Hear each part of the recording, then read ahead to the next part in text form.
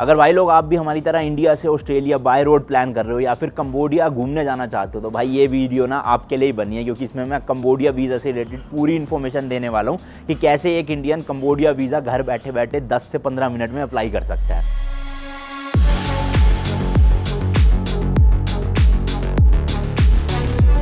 हाँ जी, आ गए फिर। हमारी गाड़ी तो भाई पहुंच चुकी है नेपाल, बट आप अभी वीज़ा वाली वीडियोस देख रहे होंगे। स्पेशली ये वीडियो होने वाली है कंबोडिया वीज़ा फॉर इंडियंस के लिए। काफ़ी लोग कह रहे हैं यार वीज़ा की वीडियोस क्यों डाल के पका रहे हो, बोर कर रहे हो, सीधा ट्रिप की वीडियो शुरू करो। तो देखो यार, ये वीडियोज़ ना उनके लिए होती है जो पूरी ट्रिप प्लान करना चाहता है या फिर कंबोडिया जो वैसे ही घूमना जाना चाहता है ना, तो उसके लिए वीज़ा की तो वीडियो अवेलेबल होनी चाहिए ना, सरल शब्दों में कि कैसे एक इंडियन कंबोडिया का वीज़ा अप्लाई करता है। तो इसलिए मैं उनके लिए वीडियोज़ बना रहा हूँ। मुझे इस वीडियो में व्यूज़ से, कमेंट से, लाइक से कोई मतलब नहीं है। आप शेयर करना है करो, नहीं करना मत करो। बट ये 5-6 वीज़ा की जो वीडियोस है ना भाई, ये आएगी चैनल पे, उसके बाद ट्रिप की वीडियो शुरू होगी। तो प्लीज़ 5-6 दिन की बात है, थोड़ा सहन कर लेना, ओके जी। उसके बाद 9 बजे सुबह व्लॉग आपको मिलता रहेगा टाइम से। तो आज बात करते हैं भाई कंबोडिया वीज़ा की। अभी फिलहाल मैं नेपाल पहुंच चुका हूँ अपनी गाड़ी को लेकर, यहाँ पे खड़ी हुई है, जिसके व्लॉग्स आएंगे। तो देखो, ये जो हमारी ऑस्ट्रेलिया रोड ट्रिप है ना, इसमें Nepal, China, Laos, Vietnam and then हमें कंबोडिया एंटर करना है। तो वियतनाम का मैंने वीज़ा आपको बता दिया था, लास्ट वीडियो चेकआउट कर लेना। अब जो लाइन में नंबर आता है वो आता है कंबोडिया वीज़ा का। तो जो कंबोडिया है ना, वो इंडियंस के लिए भाई ई वीज़ा प्रोवाइड करता है। जी हाँ, ना तो आपको वीज़ा ऑन अराइवल लेना है, ना ही आपको स्टिकर वीज़ा लेना है, एम्बेसी जाने की कोई जरूरत नहीं है। आप घर बैठे बैठे कंबोडिया की वेबसाइट पर जाके वीज़ा अप्लाई कर सकते हो और आपको मिल भी जाएगा। तो क्या प्रोसेस है, कैसे अप्लाई करते हैं, फीस कितनी है, वो सब देखते हैं वेबसाइट पर चल के सीधा। तो जी, मैं आपको डिस्क्रिप्शन में एक लिंक दे दूंगा या फिर आप गूगल पर डायरेक्ट लिखो कंबोडिया ई वीज़ा। अब ये लिखने पर ना बहुत सारी वेबसाइट्स आएगी, पर जो असली वेबसाइट है वो ये है भाई, e visa kingdom of Cambodia. साथ में लिखा भी हुआ है ऑफिशियल गवर्नमेंट वेबसाइट। क्लिक करते हैं जिस पे, यहाँ पे भी देख लो लिखा आ गया ऑफिशियल गवर्नमेंट वेबसाइट, क्योंकि भैया बहुत सारी वेबसाइट आ जाती है, इसलिए इन्होंने ना लिख ही दिया कि ऑफिशियल ये है।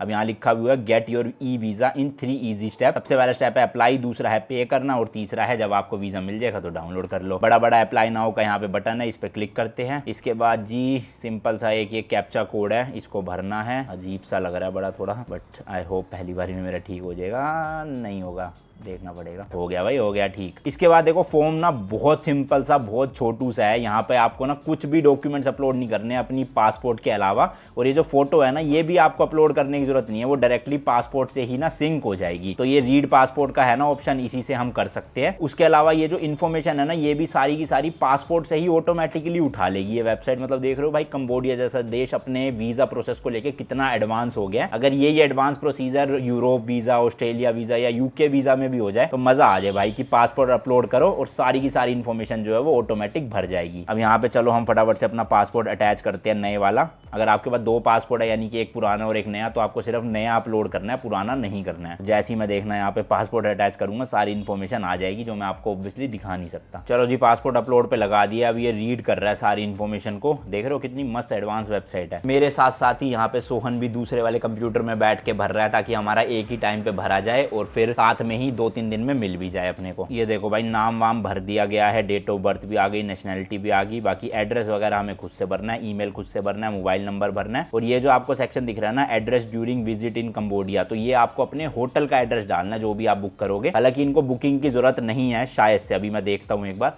अगर जरूरत होगी तो हमें booking.com से हाथों हाथ बुक भी कर लेना है। फिर ये आप कुछ भी भर सकते हो भाई, कहीं से भी सुनाओ, क्या फर्क पड़ रहा है। बाकी ईमेल आईडी और मोबाइल नंबर करेक्ट भरना, वरना दिक्कत हो सकती है। बाकी नीचे देखोगे ना, पासपोर्ट डिटेल्स वगैरह भी भर दी गई है, बट पासपोर्ट नंबर इन्होंने भाई मेरा गलत भर दिया।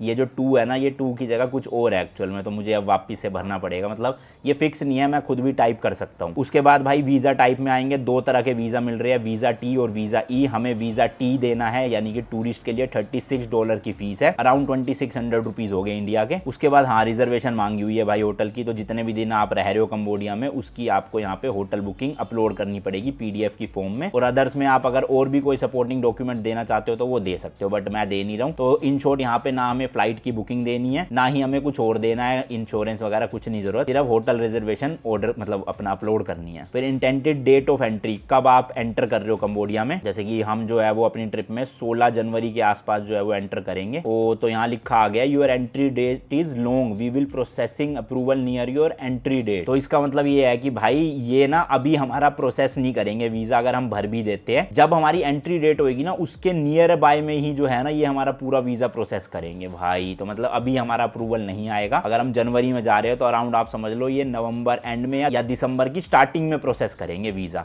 चलो हम अपने एंड से तो भर ही देते हैं, ये जब मर्जी करे, कोई दिक्कत नहीं है। तो 16 की जगह ना 15 जनवरी कर देता हूँ, ताकि कोई नहीं 1-2 दिन पहले मिल जाए ना, अच्छा रहेगा। फिर ये पूछ रहा है पोर्ट ऑफ एंट्री, यानी कि आप कंबोडिया में एंटर कहाँ से करोगे। तो यहाँ पे काफ़ी सारे बॉर्डर आ गए हैं, जैसे एयरपोर्ट आ गया है, सियाम रीप का, फिनोम फैन का आ गया है। बट हम जो है वो लैंड बॉर्डर क्रॉस कर रहे हैं, यानी कि वियतनाम से हम कंबोडिया जाएंगे और वो बॉर्डर पड़ता है भाई ये वाला बावेत स्वाई रिंग, पता नहीं प्रोनाउंसिएशन क्या है, बट इस वाले बॉर्डर से हम एंट्री करने वाले हैं। तो बॉर्डर ऑफ एंट्री आप भाई अपनी करेक्ट भरना, ये नहीं कि लैंड बॉर्डर से जा रहे हो और एयरपोर्ट भर दो और पता चले फिर लैंड बॉर्डर में एंट्री ना करने दे। इसलिए जो भी पोर्ट ऑफ एंट्री है वो यहाँ पे सही भरना। उसके बाद भाई नेक्स्ट पे करना है क्लिक। हो भाई सब नेक्स्ट करते ही सीधा पेमेंट पेज आ गया और कुछ है ही नहीं, देख लो फॉर्म में 36 USD और काफी सारे मेथड्स है।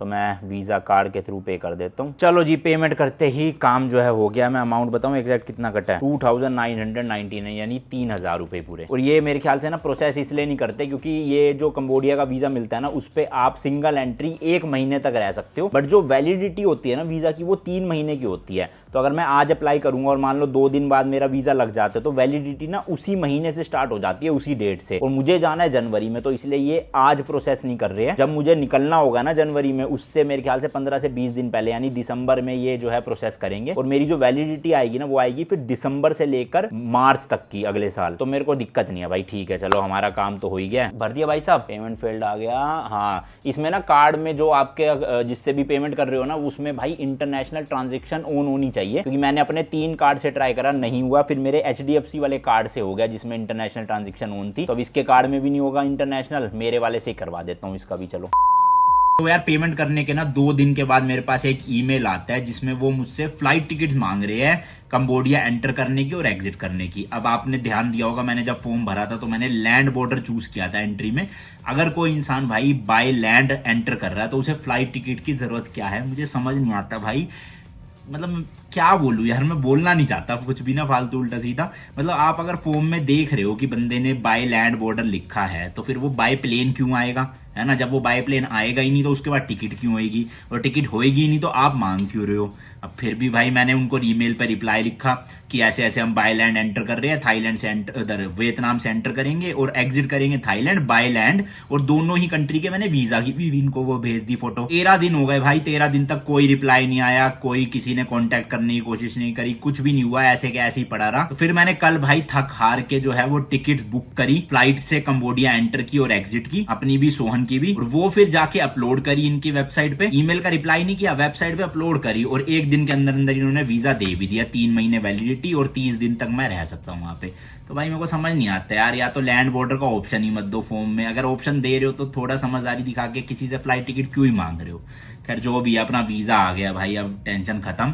सारे देशों के वीजा हो चुके हैं अपने। ऑस्ट्रेलिया वाले वीजा की वीडियो अभी नहीं आएगी, वो बाद में आएगी जब हम ऑस्ट्रेलिया जाएंगे सिंगापुर से, उस वक्त डिटेल में आपको समझाना है। क्योंकि मेरा ऑस्ट्रेलिया का वीजा रिजेक्ट हो गया था, उसके बाद सेकंड टाइम में मिला। पूरी स्टोरी समझाऊंगा, जो इंस्टा पे उनको पता होगी ये चीज। ये लास्ट वीडियो थी वीजा की। भैया हाथ जोड़ के माफी सभी को जो लोग परेशान हुए और ब्लॉग्स का इंतजार कर रहे थे।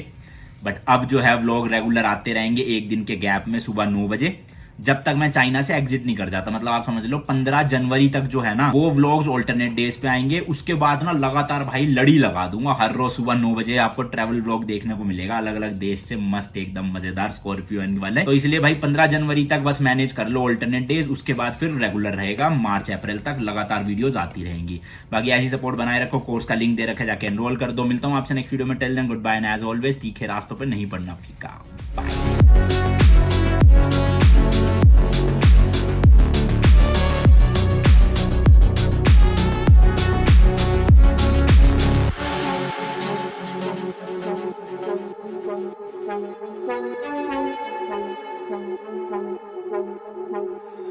Thank you.